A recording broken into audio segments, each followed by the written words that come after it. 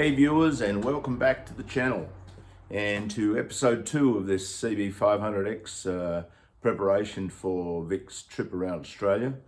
Pretty much all the parts have come in, so we'll have a look through those, and Vic will be heading back down here to drop the bike off for a few days while I get it ready for her, and then come back before her departure on the 6th of June. So let's get on with it and see what we can do to this bike to turn it into a bit of an adventure tourer.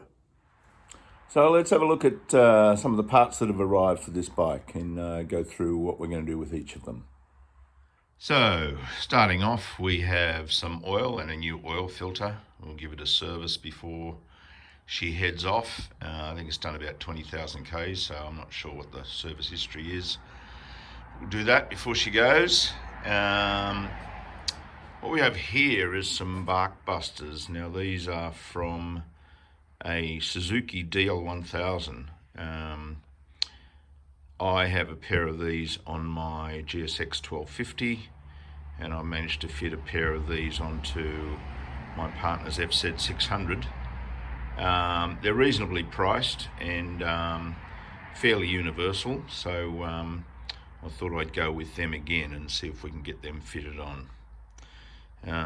What else have we got? Front brake pads. The back ones are okay. The front ones, yeah, probably about half worn, so rather than send her off with half worn pads around Australia, thought I'd put some new ones in.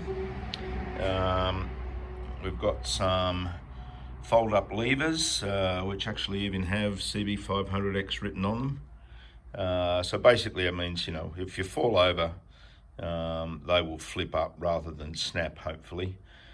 So inevitably, you know, sometime around the next 6 months she may fall over, and this will mean that she'll hopefully not be stuck somewhere with no levers. Although, so we'll take the old ones off and put them in her top box as spares. But yeah, these should be a bit more flexible and a bit more prone to not breaking when she falls over. We only got one key with the bike, so I ordered a replacement key. So this is the genuine Honda key. As you can see, I've already had that cut to match the existing key, and there is a process which is described in detail on YouTube about how to reprogram that key to the HISS system on the Hondas. So we'll try that as well. So it looks reasonably straightforward. So we'll give that a try. The Oxford heated hand grips, which will help with the bark busters as well. She'll be leaving pretty much at the start of winter, so you know, this just make riding those long distances a little bit more comfortable. What else have we got? We've got a couple of USB outlets specifically for outdoor, you know, vehicle use. So I'm probably going to mount one of those up around near the handlebars so she can charge her phone, and I plan on running one back and inside the top box so that if she wants anything charging in there as she's riding along, she can just plug into that. Next we have the frames for the Jivy E22 panniers, which are over here. So we got a pair of those. They're not a huge pannier, but for the size of bike and what she wants, they're reasonably priced, and you know, will fit on quite nicely, and so they're not huge, so make lane splitting if she does that a bit easier, etc. Now the mounting brackets for these gets a bit complicated because if you have the genuine Jivy top box at the back, you use a certain type of adapter.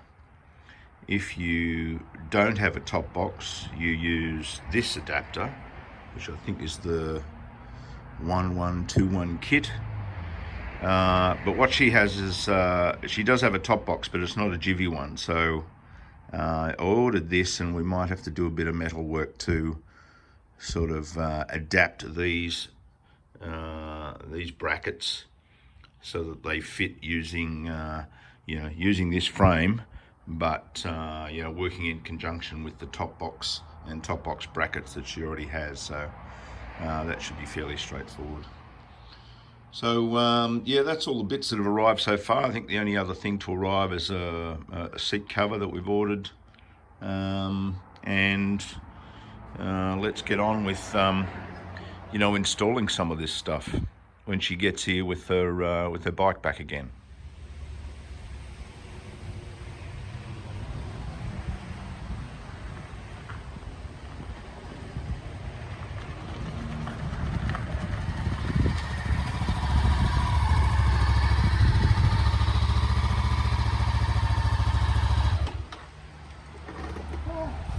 She's back. I know. We're back. Hey, Phil. All the way from Nelson Bay. I know. It's a bloody long ride. Ready for My Joy's makeover. Yeah. We've even got the... has all the stuff arrived, Phil? all the stuff is here. What's arrived? Panniers, heated hand grips, bark busters, wow. oil filter, a spare key which we need to program. Yep. All sorts of stuff. And you've even got the My Joy number plate on there. How good is that? All right. So we'll spend the next few days ramping this up into an adventure tourer. Yes. I'm not sure what I can do with you, but we'll get the bike ready. Oh, okay. Cool. Wish me luck. Good luck. So here is our to-do list on this bike. So we can just sort of mark them off as we do them. So obviously oil change or filter change, front pads, change the levers to those new foldable ones, put the hand grips on and wire them up, install the bark busters, wire in the 2 USB ports, install the Gibby adapter plate, so that might be a bit interesting with the non-Gibby top box, and then just put the frames and the panniers on, cut the new key, which has already had that cut. We have to program the new key, so I'll have to go through that process. Put the seat cover on when that arrives, and remount the number plate, so with the new My Joy number plates, and then a test ride. Now, in the first video we talked about putting an automatic chain oiler on. I did actually order that, but I got contacted by the company and they asked me what bike it was going on, and apparently the CB500X doesn't have an easy way to access a engine vacuum, which is what you need for the standard Scott oiler, apart from drilling holes into manifolds, and I certainly didn't want to go down that path. They do have an electronic version, but that was a lot more expensive, so we thought, you know what, we'll just go back to the old-fashioned method of a can of chain oil, and hopefully Vicky will keep that up, because the chain and the sprockets at the moment are in quite good condition. So if she does regular oiling on that, the chain should probably last her all the way around Australia.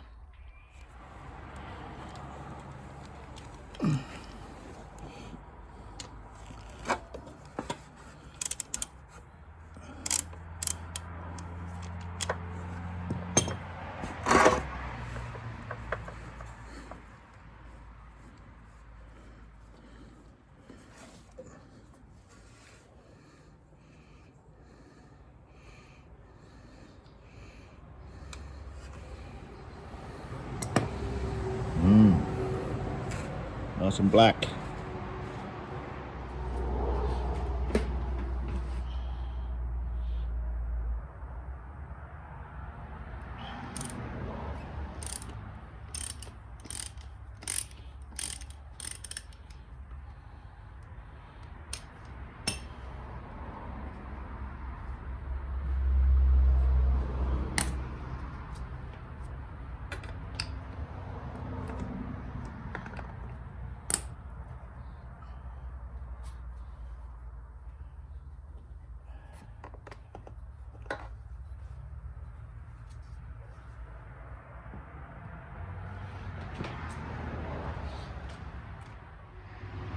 So yeah, while I was doing the oil change, just looking around the bike, I discovered another issue, which is this crack in the crash bar. So I will have to take the crash bar off and weld that up. So that's another job to be done before it heads off. So just topping up the last bit of the oil after putting the sump plug back in and putting the new oil filter on. Top that up with a bit of oil and put some oil around the seal. So we're almost there. This bike doesn't have a center stand, so it makes it a bit difficult. So I put a bit of a chock of wood under there to get it up pretty vertical. So we'll get it pretty close, but obviously we'll check it again after we've done a test ride. So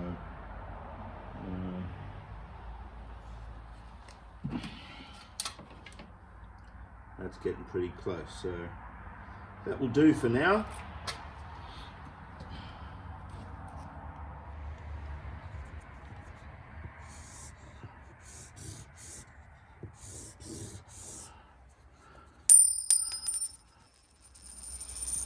Okay, front peg change.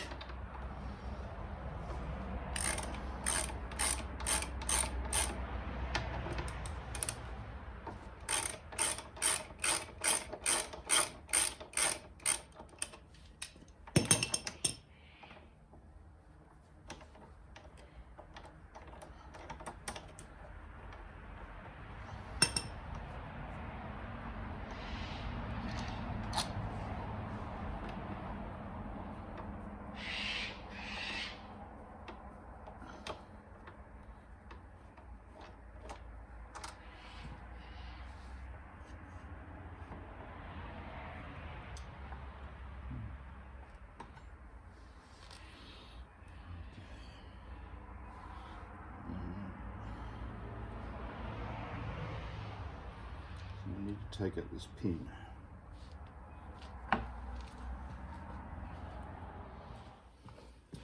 Just put these bolts back in and the caliper on just so we can crack this a bit easier. It's an 8mm. That's not good. Try a socket. Let's try a small hex socket instead.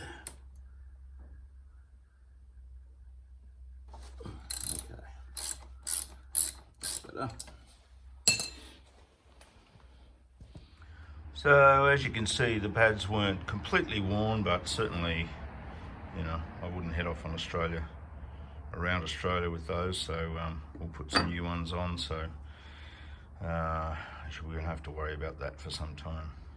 So I've siphoned some of the brake fluid out of the master cylinder, because obviously as we push the pistons back to you know, cope for the space of the brand new pads, that's going to push fluid up into here. So don't want that overflowing. So we'll do that, and then obviously top it up once we've got the brake pads in and seated, and we might even change the brake fluid before she leaves. Okay, so we're all sealed back up again. New pads are in. Pressure is up. Good pressure.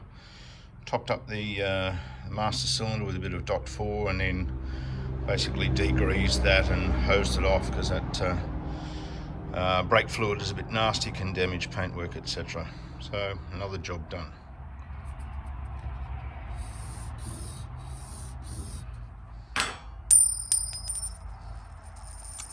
So the next thing I want to tackle is the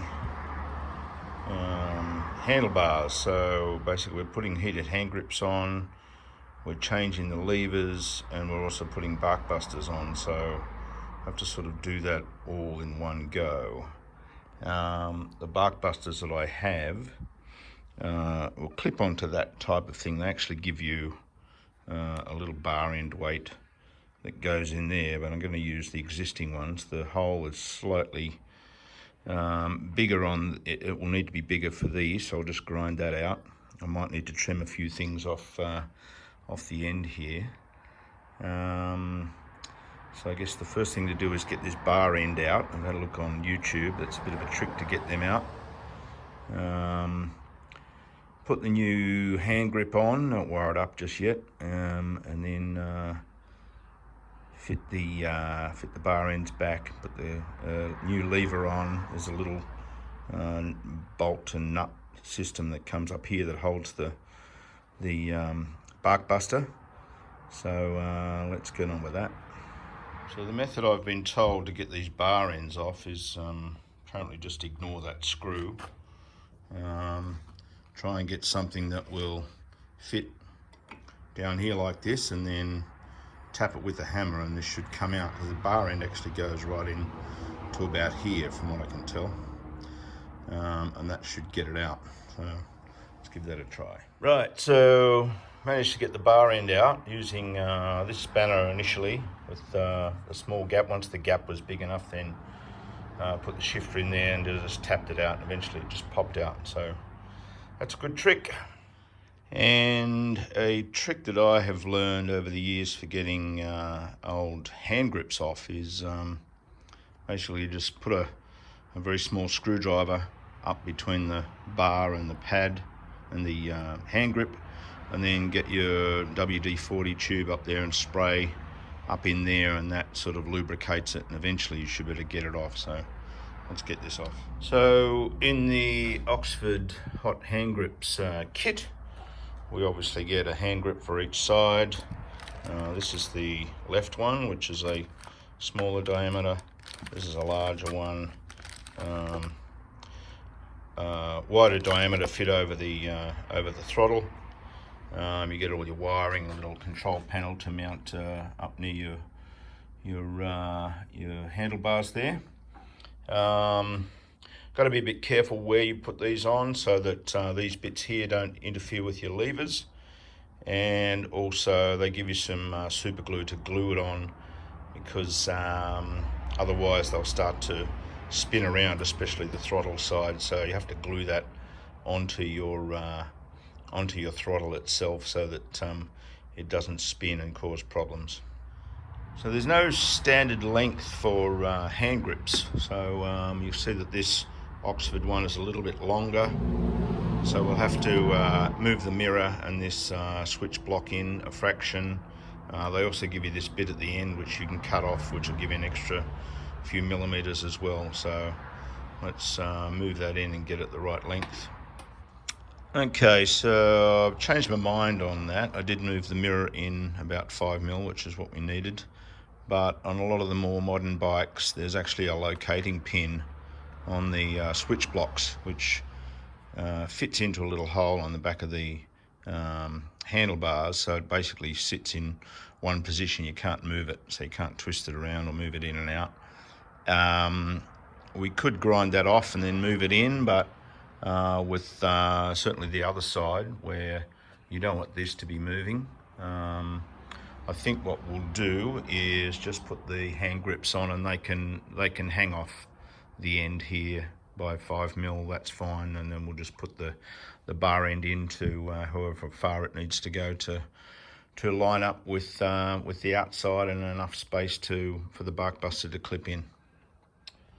Okay, so small problem. So this is the pin that came out of the clutch lever that goes down through there. This one, it comes with a kit to mount the bark busters, and they're a different diameter. So that's about 10mm, that's about 8mm. I seem to remember vaguely having this similar problem when I did the FZ600. So I like an engineering challenge. So what I found is one of these, which is a bit of steel off a 10mm Dynabolt. So I'm going to fashion that to pack that out to the same diameter. That happens to be 10mm outside and 8mm inside, so it's perfect. I'll just have to trim it to length. So let's move on with that. Okay, so we've finally got one side on. So we've got the heated hand grip, we've got the new fold-up levers, and the modified Suzuki bark busters. You might ask, why didn't I just buy the standard bark busters? But I'd used these before, and I like a challenge, so with a bit of modifying and a bit of grinding and whatever, it's fixed on there quite nicely. Had to open this up a bit to fit around this bar end rather than the small one they give you. Yeah, it seems to work okay. Fully adjustable lever as well, and also flips up like this if you crash, so hopefully won't break. So onto the other side. So on the right side, the diameter of this one is obviously thicker, but the inside diameter of that is the outside diameter of this without these little bumps. So I'm going to have to grind that off and grind these bumps off to get this on and then glue it in place. So let's get on with that. Right, so I trimmed off that bulgy end there, and then probably took off most of the little bumps, but left a few of them on. I just took, I think I left about 2 or 3 rows, so it was actually tight. Pushed it on to about here, then put some super glue around here, then slid it home. Now, looking at my other bikes that have these on, I also would seem that having this sort of pretty vertical is probably a good spot to have it, so it comes up there for full throttle and off, and obviously, you know, it clears the brake. Even on full throttle, it'll clear the brake lever, so not that you'd ever be on there for too long with the brakes on, but anyway, that's that one done. Okay, so this side was actually much easier because the shaft holding on the lever was 8mm, same as the things we got from the Barkbusters. A lot less modification to get the Barkbusters to fit a little bit, but so yeah, so now I've got the heated hand grips actually installed, the levers and the Barkbusters. Obviously we then need to wire up the heated hand grips, but that's a good start for today. Might continue tomorrow.